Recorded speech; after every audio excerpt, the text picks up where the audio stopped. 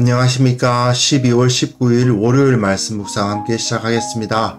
오늘도 주님께서 크신 은혜 가운데 우리를 지켜주시고 무엇보다 주님의 은혜 가운데서 떠나지 않도록 우리를 붙잡아 주시기를 간절히 기도합니다. 오늘 본문은 베드로 후서 1장 1절에서부터 11절까지입니다. 베드로 후서를 시작하고요.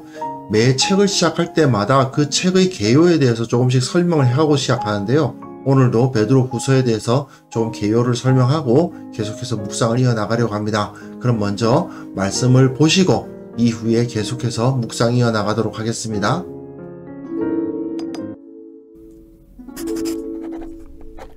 예수 그리스도의 종이며 사도인 시몬 베드로는 우리 하나님과 구주 예수 그리스도의 의를 힘입어 동일하게 보배로운 믿음을 우리와 함께 받은 자들에게 편지하노니 하나님과 우리 주 예수를 알므로 은혜와 평강이 너희에게 더욱 많을지어다. 그의 신기한 능력으로 생명과 경건에 속한 모든 것을 우리에게 주셨으니 이는 자기의 영광과 덕으로서 우리를 부르신 이를 알므로 말미암음이라. 이로써 그 보배롭고 지극히 큰 약속을 우리에게 주사 이 약속으로 말미암아 너희가 정욕 때문에 세상에서 썩어질 것을 피하여 신성한 성품에 참여하는 자가 되게 하려 하셨느니라. 그러므로 너희가 더욱 힘써 너희 믿음의 덕을, 덕의 지식을, 지식의 절제를, 절제의 인내를, 인내의 경건을, 경건의 형제 우애를, 형제 우애의 사랑을 더하라. 이런 것이 너희에게 있어 흡족한즉 너희로 우리 주 예수 그리스도를 알기에 게으르지 않고 열미 없는 자가 되지 않게 하려니와 이런 것이 없는 자는 맹인이라 멀리 보지 못하고 그의 옛 죄가 깨끗하게 된 것을 잊었느니라. 그러므로 형제들아 더욱 힘써 너희 부르심과 택하심을 굳게 하라. 너희가 이것을 행한즉 언제든지 실족하지 아니하리라. 이같이 하면 우리 주 곧 구주 예수 그리스도의 영원한 나라에 들어감을 넉넉히 너희에게 주시리라. 네, 말씀 잘 보셨습니까? 베드로 후서는 베드로 유언과도 같은 편지입니다. 베드로 전서가 세상에서 핍박을 받는 교회를 향한 권면과 격려였다고 한다면 베드로 후서는 교회 내에 존재하는 거짓 선생들, 그러니까 이단이죠. 이단의 영향력을 경계하는 편지라고 보시면 됩니다.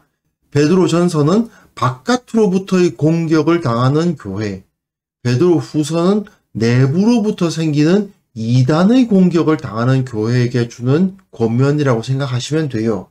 베드로가 이 편지를 쓸 때의 상황을 우리가 정확하게 아는 것은 불가능한데 아마도 자신의 순교를 직감하고 있었던, 곧 내 삶이 끝난다는 것을 알고 있는 상황에서 기록되었다는 증거들이 이곳저곳에서 발견되고 있습니다.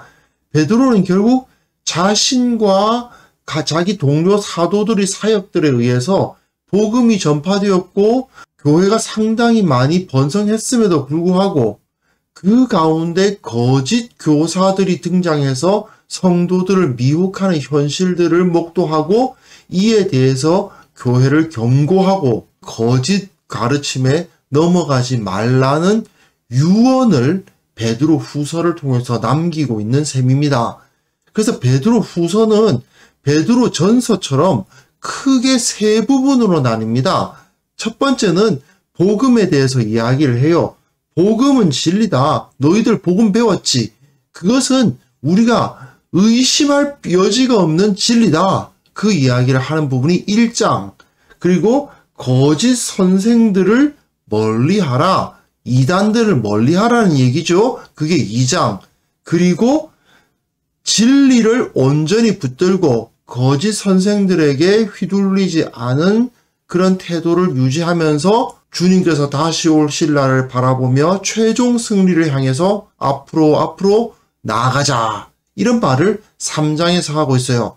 구약 성경을 보시면 앞과 뒤가 서로 연결되고 중앙에 주제가 있는 경우가 많은데 보통 보면 그 가운데 클라이막스가 위치해요. 그래서 베드로 후서도 마찬가지인 것이 2장, 그러니까 이단들을 멀리해라.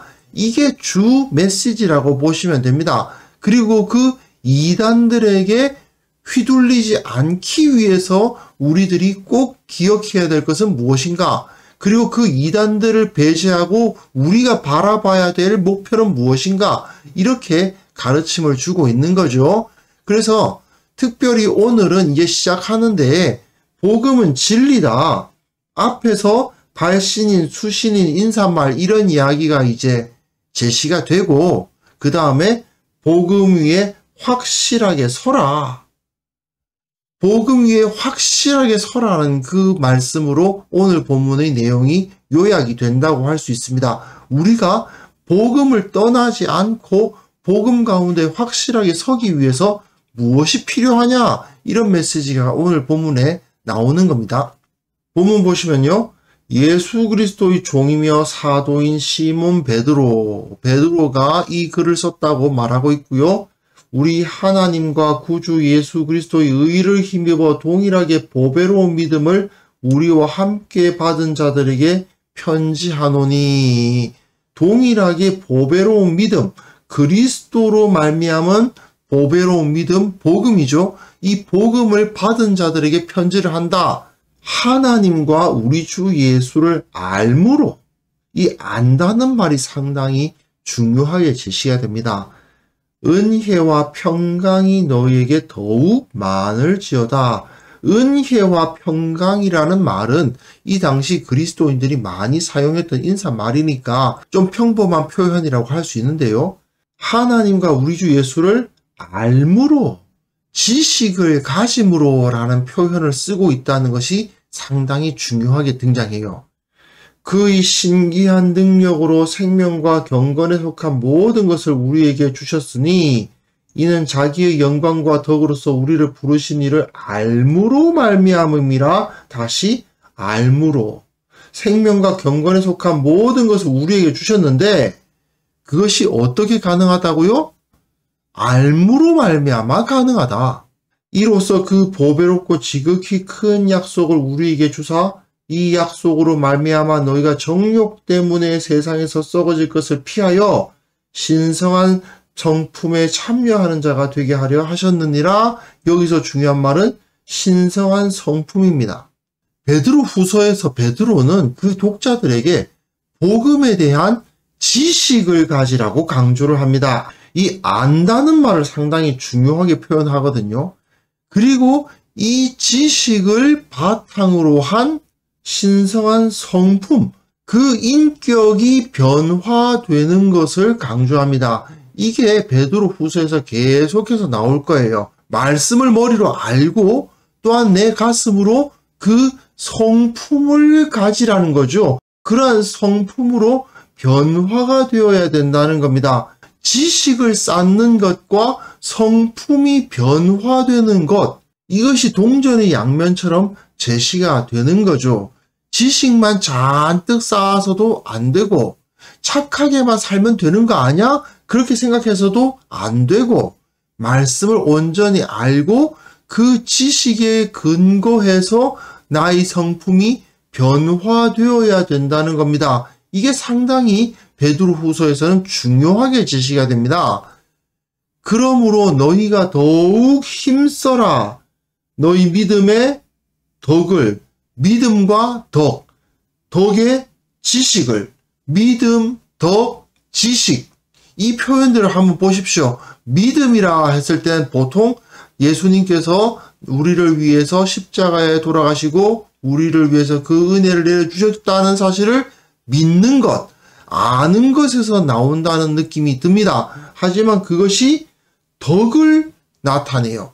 또 그 덕은 지식을 다시 이야기하죠.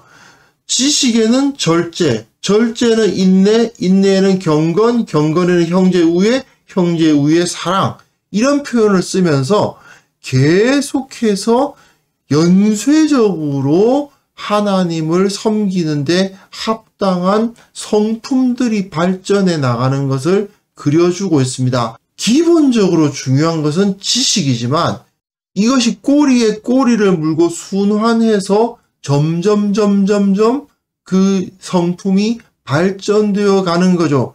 그러면서 이런 것이 너희에게 있어서 흡족한즉 너희로 우리 주 예수 그리스도를 알기에 게으르지 않고, 어떻게 해요?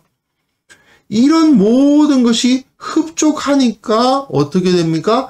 우리 주 예수 그리스도를 알기에 게으르지 않다. 또 열매 없는 자가 되지 않게 한다. 알고 열매가 있어야 된다는 말이죠. 이런 모든 성품에 의해서 예수님을 알고 그 지식에 의해서 열매를 맺는 자가 돼야 되고, 그런 것이 없으면 뭐라는 겁니까? 맹인이라, 뭘 보지를 못하는 자다. 멀리 보지 못하고 그 옛 죄가 깨끗하게 된 것을 잊었다. 분명히 구원을 받았고 용서를 받았음에도 불구하고 맹인처럼 되어서 그 옛 죄가 깨끗하게 된 것을 잊는 자가 된다는 겁니다. 이게 과연 어떤 사람일까요? 거짓 선생을 따라간 이단이죠. 이런 거짓된 자리에 놓이게 되기 때문에 너희들은 깨어서 하나님을 알고 예수님을 아는 데에 최선을 다하고, 그렇게 했을 때 이러한 성품들이 성장해 나가도록 하고, 이렇게 알고 열매를 맺는 삶을 살아라. 그렇지 않으면 너희 옛 죄가 깨끗하게 된 것을 잊는 심각한 상태에 떨어지고 말 것이다 라고 경고를 하고 있는 것입니다. 그래서 베드로는요, 형제들아 더욱 힘써 너희 부르심과 택하심을 굳게 하라. 부르심과 택하심, 구원 아닙니까? 하나님께서, 주님께서 베풀어 주신 그 구원을 더욱 힘써서 굳게 하라. 아니, 한번 구원받았으면 끝이지 뭘 더 그 구원을 굳게 하라는 것인가? 이렇게 생각할 수도 있습니다만은, 그러나 베드로는 이단의 공격을 인식하고 있기 때문에 너희가 부르심과 택하심을 굳게 하지 않으면, 그 복음에 대한 지식을 확고하게 세우지 않으면 넘어질 수 있다는 것을 인식하고 있는 거죠. 너희가 이것을 행한즉 언제든지 실족하지 아니하리라. 이런 것을 해서 실족하지 말아야 된다. 넘어지지 말아야 된다. 이같이 하면 우리 주 곧 구주 예수 그리스도 영원한 나라에 들어감을 넉넉히 너희에게 주시리라. 분명 하나님 나라에 들어가는 것은 하나님의 주권에 속한 것임에 틀림이 없습니다. 하지만 우리 차원에서도 주님을 알고 순종하고 우리 성품이 변화되는 그런 역사가 있어야 되는 거죠. 그게 없으면 확실하지가 않은 거예요. 결국 구원의 확신이라는 것은 뭐냐? 내가 알고 있을 뿐 아니라 이 지식을 통해서 내 성품이 변화되고 있고, 이 지식과 변화된 성품에 의해서 내가 선한 일을 하고 있기 때문에 나는 구원받았구나 하는 것을 느낄 수 있게 되는 거거든요. 그렇지 않고 머리로만 안다든지 그냥 착한 마음을 품고 있다든지 이런 차원에서만 머물러 있으면 정말 내가 구원받았다는 것에 대한 확신을 가질 수가 없는 것이죠. 그렇기 때문에 베드로는 결국 구원을 얻는 믿음이 뭐냐? 그 구원을 어떻게 확신할 수 있느냐? 바른 지식, 올바른 성품, 그리고 그에 기반한 실천으로 가능하다라고 가르치는 것입니다. 구원에 대해서 착각하시는 분들이 계세요.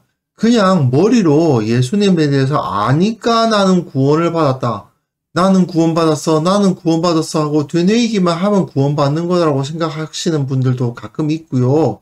그냥 착하게 사니까 주님께서 날 구원해 주시겠지. 이렇게만 생각하시는 분들이 계시거든요. 알기만 하면 된다고 생각하면서 삶으로 사는 것은 하면 좋지만 안 해도 구원받을 수 있다. 이렇게 생각하시는 분들도 가끔 계시고요. 사실 이것이 굉장히 어리석은 것일 수 있습니다. 이건 거짓된 가르침일 수 있다는 것을 우리가 꼭 기억해야 됩니다. 사실 세상에서 얼마나 우리를 넘어뜨리기 위해서 많은 공격이 들어옵니까?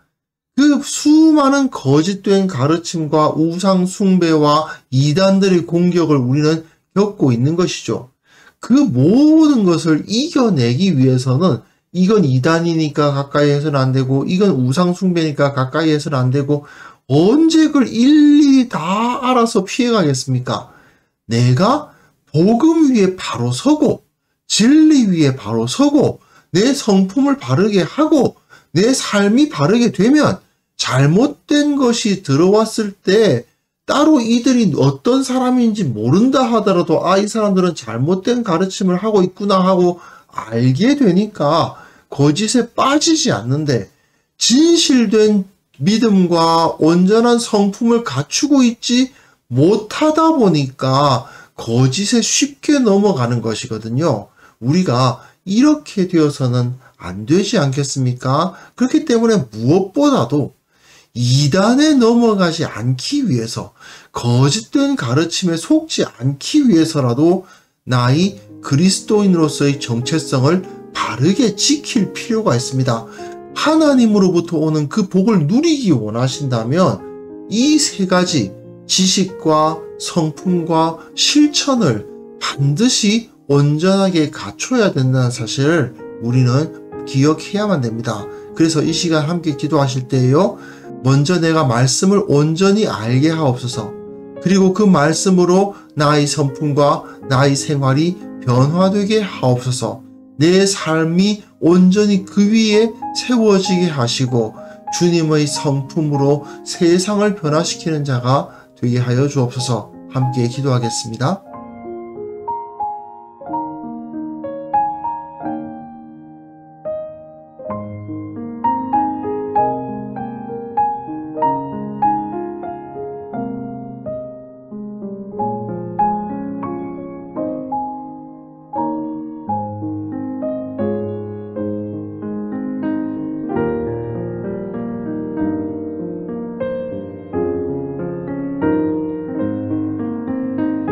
하나님 아버지, 내게 말씀을 알고 그 말씀으로 내 성품이 성장하고 내 생활이 변화되는 은혜를 허락하여 주옵소서.